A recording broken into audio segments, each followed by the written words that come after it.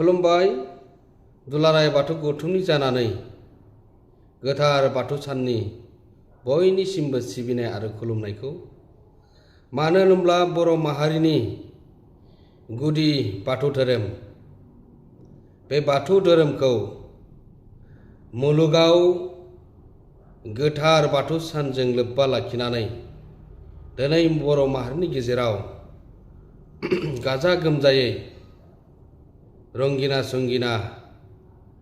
बाथौ आर'जजों थानसालियाव बेखौ जागायगोन आरो बेनिखायनो दिनै बर' हारिनि आंगो धोरोम बाथौ धोरोमा गमामायैनो मुलुगाव गोसारनायजों आरो बेनिखायनो दिनै बर' माहारिनि गेजेराव राव थुनलाइ हारिमु आसार खान्थि आरो सोलोंथाइखौ खौसे खालामनानै दिनै दुलाराय बाथौ गौथुम दिनै नारा नाथा नाजानायनि गेजेरजों दिनै मोनसे गेरेमसा लामाजों आगान सुरबोगासिनो दङ आरो बेखौनो गाबोननि फुंबिलिनिफ्राय गोथार बाथौ सानजों जिल्ला आफाद बियाब आफाद गामि आफाद फरायसालि फरायसालिमा दा बेफोर गासै बिथिङाव गाबोननि गोथार बाथौ सानखौ गाजा गोमजायै खुंफुंनो थाखाय लाहार फाहार खालामगासिनो दङ आरो जों बेखौ मिन्थिनो मोननानै गोजोननाय मोन्दों। मानो होनब्ला दिनैनि समाव जों साबायखर बावनांगोन जिल्ला आफादनि आफादगिरि नेहाथारिफोरजों लोगोसे जिल्लानि बिबानगिरि गामि आफादनि बिबानगिरि बिथांमोनखौ आरो बियाबनि आफादगिरि नेहाथारि बिथांमोनजों लोगोसे बिबानगिरि बिथांमोन आरो दिनै फरायसालि फरायसालिमा आरो क्लाबफोरावबो बेबायदि गोथार बाथौ सानखौ गाबोननि सानसेनि हाबाफारि लानानै सोरबा साननैनि हाबाफारि लानानै गाजा गोमजायै खुंफुंगोन आरो जोंनि गोथार बाथौ थानसालियाव दिनै बे हाबाफारिखौ मोजाङै खुंफुंलांनांगौनि थाखाय आफा बोराइ बाथौनि सेराव आर'ज गाबनायनि हाबाफारि लाफानानै फिरफिला बिरहोनायजों लोगोसे गोथैसि बावनाय बेबायदिनो धोरोमारि सावरायनाय बेबायदिनो जोङो गोबां बिथिङारिखौ जौगा बिथिङारि रांखान्थि बिथिङारि समाज गोग्गो समाज दानायनि बाथ्राफोरखौ लानानै सावरायनाय जायो आरो दिनै मुलुगावनो दिनै बर'फोरनि जा दिनै गुबै बर' हारिनि बाथौ धोरोमखौ दिनै गाजा गोमजायै फालिनायखौ सारा दिनै मुलुगावनो सिनाय मोनबाय आरो बेखौनो दिनै आसामल' नंला आसामनि बायजोआवबो जेरैबायदिहाय जोङो अरुणाचलखौ लाफानानै मेघालय दिनै वेस्ट बेंगल आरो दिनै भारतनि बायजोआव थानाय नेपाल बायदि रायजोआवबो दिनै गाजा गोमजायै गोथार बाथौ सानखौ बर' हारिनि गेजेराव दिनै फालिनायखौ नुनो मोनसै आरो बे गासैखौ लानानै दिनै दुलाराय बाथौ गौथुमनि जानानै जोंनि बिबानगिरि बिथांमोननिसिम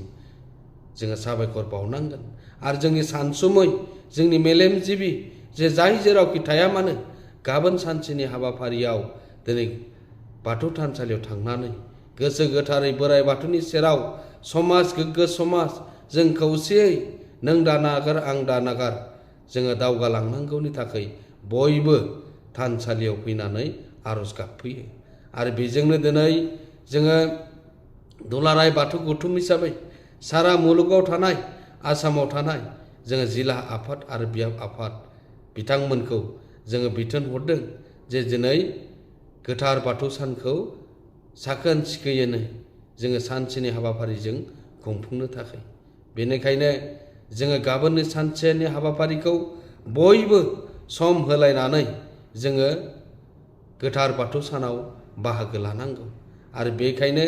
दुलाराय बाथौ गौथुमनि जानानै बाथौ सिबियारि रायजो राजा आरो गुबुन जोंनि बर' गुबुन धोरोमाव थानाय बिथांमोनाबो दिनैनि समाव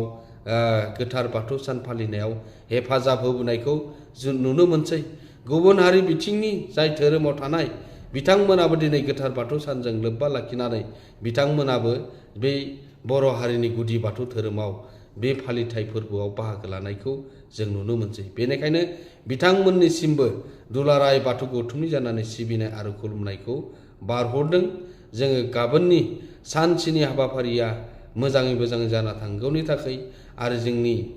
जिल्ला आफाद, बियाब आफाद आरो गामि आफाद जोंनि बयबो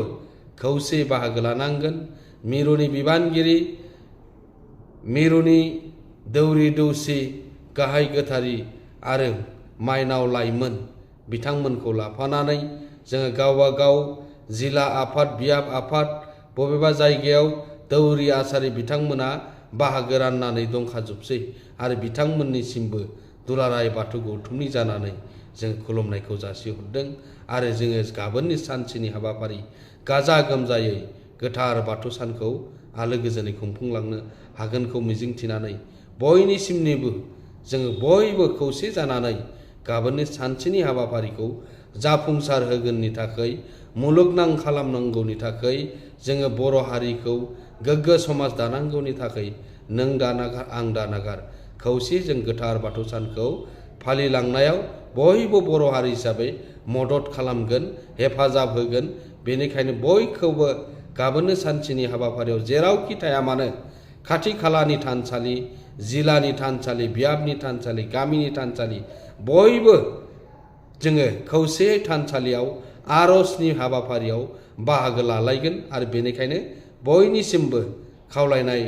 थाबाय आरो बयखौबो बाहागो लानो थाखाय दुलाराय बाथौ गौथुमनि जानानै